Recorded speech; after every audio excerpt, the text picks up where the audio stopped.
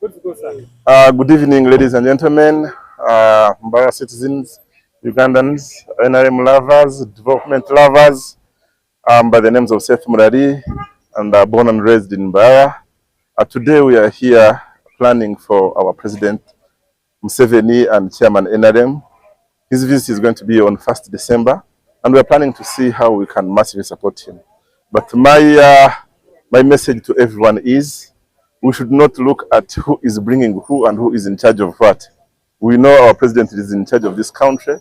We know our president is in charge of security and peace. We know our president is in charge of the success and development that we have. The success stories that we have in Uganda are all based on his fundamental planning.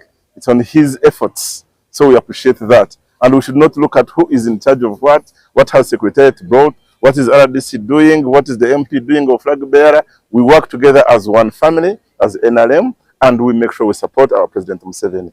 I call upon youth, I call upon the border guys, the boxers, the sports guys, the youth, everyone, more especially in my department where I'm in youth. I know we are the voters, isn't it? As you all know, that our population is 78% of youth. That is a big number. So let's all rally behind our president. There are these people who come up with propaganda and funny stories of saying that NRM has not done anything. They want their own things. They just want to eat. But they are not appreciating what they have. So this is why I call upon youth, my fellow citizens. Let us not go with the propaganda. Let us not go with those harmful messages and information of tribalism, of what. We are one blood and one family. Let's support NRM. Let's support our President Museveni. The major concerns which should be addressed to the president when he comes to Uganda, to Mbarara, the first concern is youth. Mbarara is a growing city. It's very big, it's grown, and right now the biggest population, as I told you, is youth. The biggest concern is youth is not being taken care of. We have a big number of youth, and they have not been given any opportunities. They don't have good jobs. Not even sports is not given any funding. If you look at Kacheka, which sports facility do we have in Mbarara here or in Western Uganda?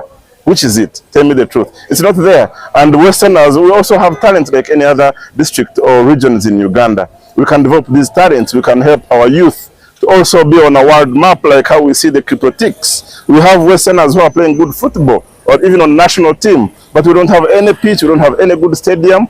So my biggest concern, if I got a chance to address the president, or what should be addressed to the president, is to improve and fund youth and fund sports. I'm the flag bearer for NRM in the race for Western Youth MP for the term 2026-2031. As Western Uganda, we are eagerly waiting for when the president will start his rallies, that being tomorrow, and we are ready to welcome him through our councils and the league, which happens to be the internal NRM structure. We are going to mobilize the youth to attend the rallies and show support to our dear president.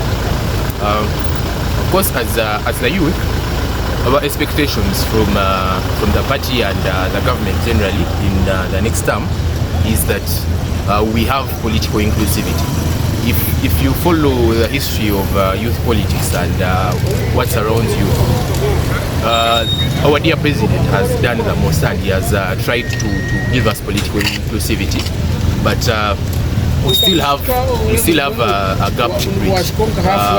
For example, if you look at our service commissions, the youth are not represented, yet other groups were represented, the PWs, the women. So we want to have more political inclusivity within